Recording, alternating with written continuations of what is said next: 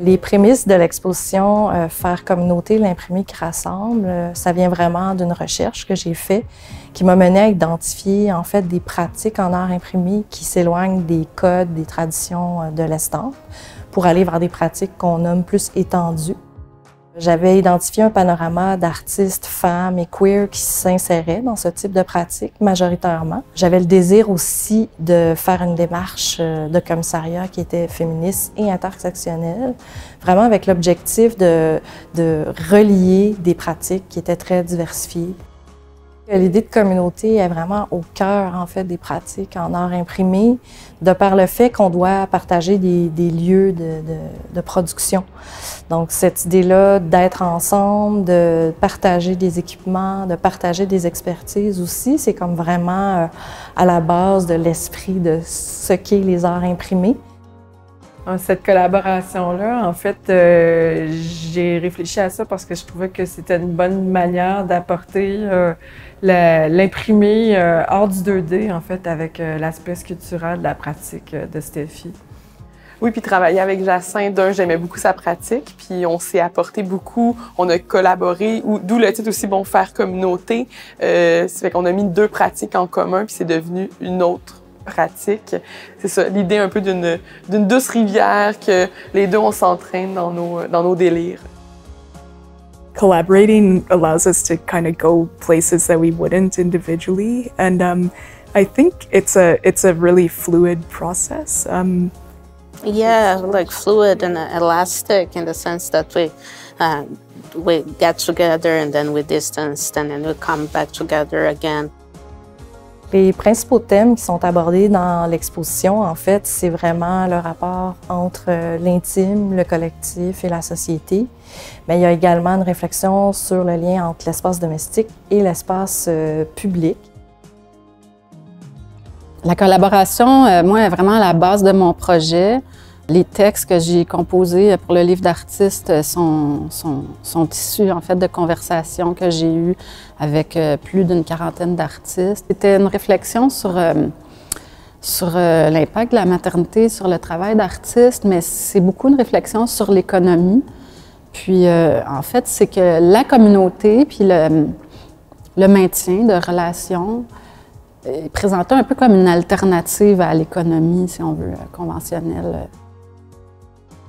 C'est vraiment un médium qui vient avec une histoire, avec plusieurs histoires. En fait, moi, je l'envisage plus comme un média qui émerge à partir de l'invention, des procédés de reproduction, de l'imprimerie, donc qui dépasse en fait l'utilisation qu'on en fait en estampe.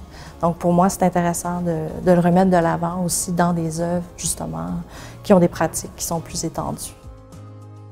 Depuis plusieurs années, j'utilise le motif des références au textile, mais aussi à des références aux interfaces digitales. Donc, j'imprime ces motifs-là à grand format, grand volume, et je les découpe et je les assemble à la manière d'une courte pointe, d'un point de vue féministe, mais aussi comme un écran, c'est comme un motif dans le motif, si on veut. Donc, j'utilise des couleurs vives, presque vidéo, puis recréer cet effet-là. C'est comme une courte pointe un peu vidéo. Ce qui est intéressant avec le médium imprimé, c'est que c'est déjà un médium qui est hybride. Donc, il dialogue vraiment avec toutes les autres. Notamment, il y a des liens super intéressants entre images et objets, mais également l'imprimé peut, dans la façon qu'il va être utilisé, transformé, installé, devenir installation. Dans ma démarche artistique, je travaille beaucoup l'estampe, particulièrement la sérigraphie. La sérigraphie me permet de travailler le motif et la répétition du motif. Donc, je répète un motif pour créer un papier peint, pour créer des espaces immersifs. Et je vais répéter aussi des mêmes motifs sur papier pour en faire des œuvres encadrées ou en textile pour décloisonner les hiérarchies en art visuel. Dans une autre zone, on va avoir plusieurs œuvres qui vont plutôt aborder l'idée du récit. Donc le récit à travers soit la textualité, mais également le récit à travers l'image. Donc c'est vraiment l'idée de toutes sortes de micro-récits qui se croisent, qui s'entremêlent. Donc dans la pratique d'Anna Jane McIntyre, le récit, c'est vraiment la prémisse de son travail.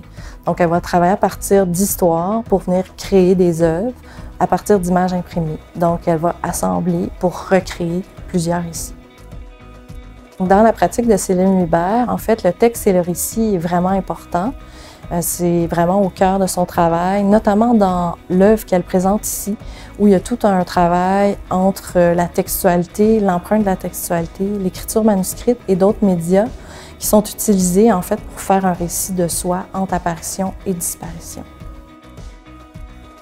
Dans l'œuvre Exercice de pression corporelle, conjugué à l'impératif présent, le mode d'emploi au mur joue le rôle d'invitation au public de se prêter au jeu, qui est le même mode d'emploi que j'ai utilisé pour mes frottis dont les traces sont au mur.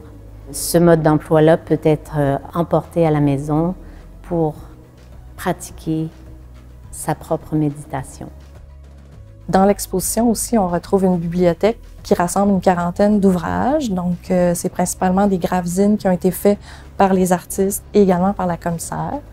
Donc, l'objectif de cette bibliothèque, c'est que les visiteurs puissent poursuivre en fait leur exploration du travail des artistes, mais également donc voir apparaître vraiment la communauté et le collectif à l'intérieur même de cette bibliothèque.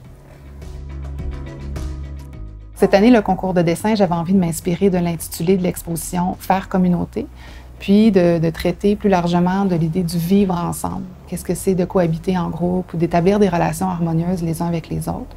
Donc, les enfants avaient à créer un grave-zine. C'est un petit livret dessiné de 8 pages où ils racontaient finalement leur expérience de vivre ensemble, une action, un geste qu'ils ont posé, un geste d'entraide, d'écoute. C'est un concours qui regroupait 550 élèves participants de 12 écoles lavalloises de niveau primaire. Mon désir, c'est que quand les visiteurs vont partir de l'exposition, qu'ils restent justement avec des histoires, des nouvelles images qui s'enchassent, qui s'entremêlent dans leur tête. Pour moi, c'est vraiment l'objectif de cette exposition-là, de changer un peu notre regard sur les images qui nous entourent dans nos environnements visuels.